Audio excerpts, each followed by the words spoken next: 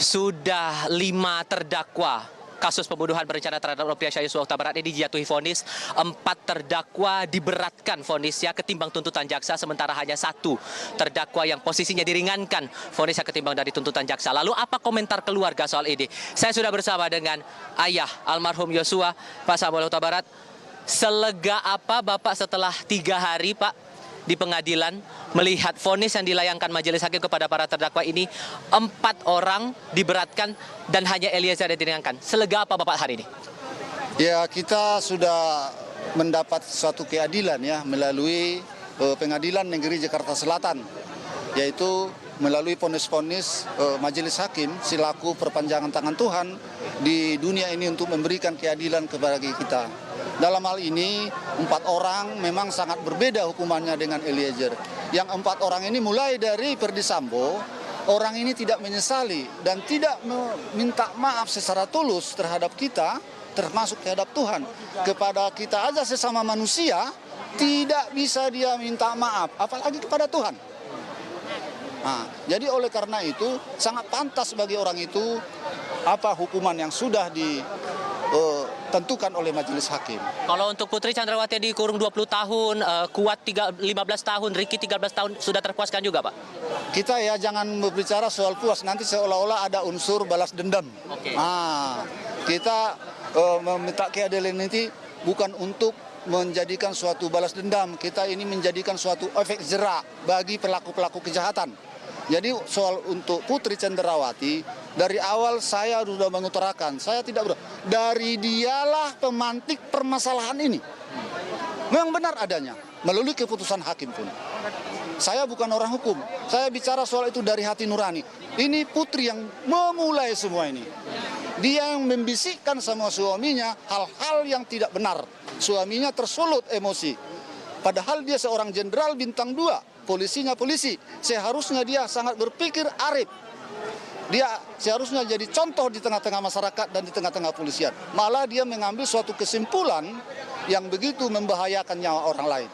Oleh karena itu dia sudah menerima konsekuensinya.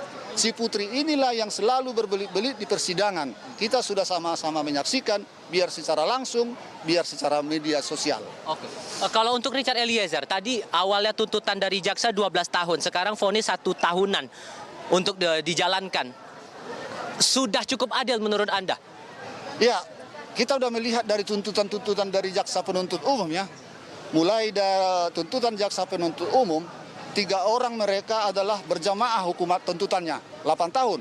Ricky Rizal 8 tahun, Kuat Ma'ruf 8 tahun, Putri 8 tahun. Sedangkan si Eliezer 12 tahun, si Ferdy Sambo seumur hidup. Jadi saya menganggap di persidangan ini memang benar-benar berjalan kuasa Tuhan menjamah hati nurani majelis hakim. Ya. Untuk menjatuhkan hukuman bagi mereka sesuai ini menurut saya sesuai dengan perbuatan mereka. Ajaib memang. Hukuman itu 2 kali lipat, 3 kali lipat dari tuntutan jaksa penuntut. Sangat-sangat ajaib, sangat-sangat suatu keajaiban di persidangan ini. Dan saya mau menegaskan bahwa keluarga sudah memaafkan Richard Eliezer atas segala apapun yang diperbuat untuk menghilangkan nyawa Yosua di Kompleks Polri, betul? Dari awal sudah saya katakan, dari dulu dia sudah datang ke hadapan kita waktu kita saksi, bersujud di hadapan kita, minta maaf. Dan dia berjanji untuk membuka apa yang dia tahu dan apa yang dia lihat. Dan dia sudah berterus terang mengakui kesalahan dia. Memang saya ikut menembak, tapi dalam keadaan terdesak diperintah. Itulah yang diutarakan sama kita. Ada beberapa terdakwa yang memutuskan untuk banding ke pengadilan tinggi begitu. Tak tertutup kemungkinan bahwa nanti akan proses kasasi ke Mahkamah Agung. Entah akan ada perubahan nanti saat proses banding itu terjadi. Anda inginnya gimana Pak untuk para terdakwa yang mengajukan banding ini? Ya, jangankan seorang pembunuh ataupun terdakwa pembunuhan berencana ya, seorang maling ayam pun saya rasa pasti banding. Itu hak dari seorang terdakwa untuk banding, itu hak-hak dari terdakwa. Kita tidak bisa mencegat itu hak asasi itu. Kalau kita larang melanggar hak asasi manusia. Jadi dalam hal ini saya menghimbau kepada seluruh masyarakat Indonesia, termasuk terlebih kepada media. Mari kita sama-sama mengawal proses-proses hukum yang belum selesai ini. Ada lagi 3 tahapan lagi. Oke, terakhir Pak, ini proses di peradilan tingkat pertama di pengadilan negeri sudah selesai. Maka keluarga besar almarhum Yosua untuk menatap masa depan, untuk menghadapi ke depannya, akan bagaimana Pak? kita jangan melihat ke belakang dalam hidup.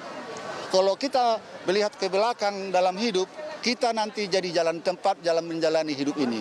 Jadi masa depanlah yang kita lihat ke depan. Yang berlalu, biarlah berlalu. Jangan kita selalu melihat. Jadi dalam Alkitab ada dibilang, istri si Lot. Lantaran dia melihat ke belakang, ada suatu musibah yang akan datang bagi mereka dari perkampungannya. Dia selalu melihat ke belakang, tinggal hartaku, tinggal rumahku. Akhirnya dia jadi batu. Artinya di situ kita melihat ke depan, jangan kita melihat ke belakang. Jadi nanti kita hidup hanya di hayalan. Baik. Artinya menerima semua proses yang ada di pengadilan negeri selama 3 hari belakang ini ya?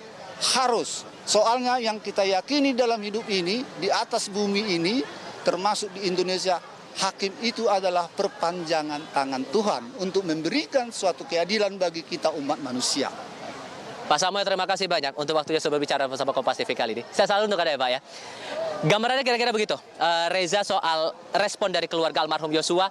Peradilan tahap pertama sudah selesai, ada beberapa yang mengajukan banding, ada juga yang memilih pikir-pikir. Saya masih butuh konfirmasi dari tim kuasa hukum Richard Eliezer, apakah akan ada langkah hukum berikutnya atau tidak. Gambarannya demikian, Reza. Oke, Tifal, sampai dengan siang hari ini pukul 13:19 waktu Indonesia Barat, suasana riuh masih terasa di Pengadilan Negeri Jakarta Selatan. Seperti apa kondisinya di sana hingga siang hari ini? Masih ramai dengan para pendukung Eliezer, mereka-mereka yang bersimpati kepada keluarga Yosua. Pak Samuel, terima kasih ya.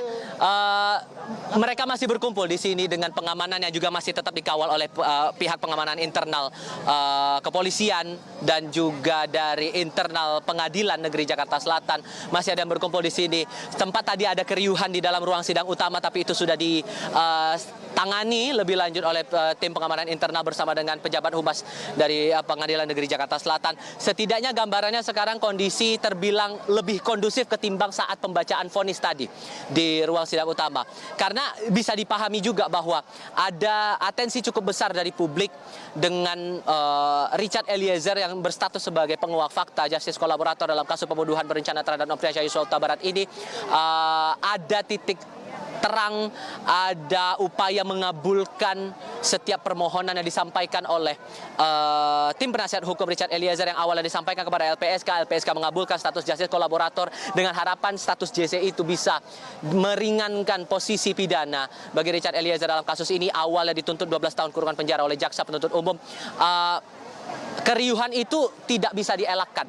Bahkan saat sidang tuntutan beberapa waktu lalu, kalau kita ingat, teriakan sempat dilontarkan oleh tim ataupun juga dari pendukung Richard Eliezer menyatakan penolakan atas tuntutan 12 tahun kurungan dari jaksa penuntut umum, dianggap tidak adil dengan statusnya sebagai penguak skenario dan menyampaikan apa yang sebenarnya terjadi di Kompleks Polri Duren 3 waktu itu.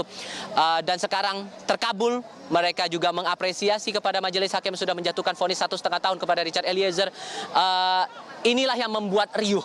Ini pun yang menaruh atensi saya dan teman-teman pewarta lainnya yang berada di ruang sidang utama, di sekitaran ruang sidang utama. Sempat ada dorong-dorongan tapi kemudian berangsur kondusif. Semuanya tetap tertib, walaupun masih terlihat di halaman parkir pengadilan ini masih banyak pendukung yang menyampaikan ucapan terima kasih dan juga apresiasinya kepada pihak pengadilan maupun juga keteguhan dari keluarga Yosua yang sudah menunggu keadilan yang mereka nanti-nanti dalam proses sidang atas kasus pembunuhan anaknya ini. Reza. Baik, terima kasih Tifal Solesen melaporkan langsung dari Pengadilan Negeri Jakarta Selatan.